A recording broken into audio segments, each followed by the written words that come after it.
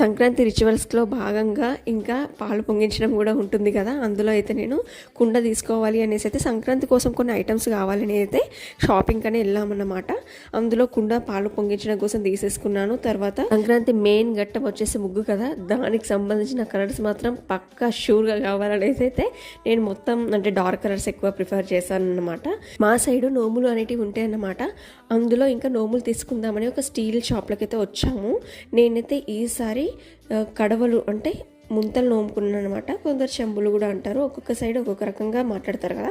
దానికి సంబంధించిన కొన్ని ఐటమ్స్ అండ్ క్వాలిటీ కూడా నేను చెక్ చేస్తున్నాను. ఇస్తే మంచిది ఇవ్వాలి కదా అనేసి చెక్ చేస్తున్నాను అనమాట. బట్ నాకు ఇక్కడ చాలా అంటే చాలా టైం టేకింగ్ అయ్యిందన్నమాట. ఒకటంటే ఒకటి సైజ్ కుదరలేదు. మళ్ళీ దానికి సంబంధించిన జీడిపళ్ళు కానీ నీరపళ్ళు కానీ అండ్ ఫ్లవర్స్ పూజకు సంబంధించినవి అన్నీ ఇంకా తీసేసుకుని అయితే సంక్రాంతి ముందు రోజైతే అన్ని ప్రిపరేషన్స్ అయితే క్లోజ్ చేసేసుకున్నాను. మిగతాది నెక్స్ట్ వ్లాగ్లో వస్తుంది.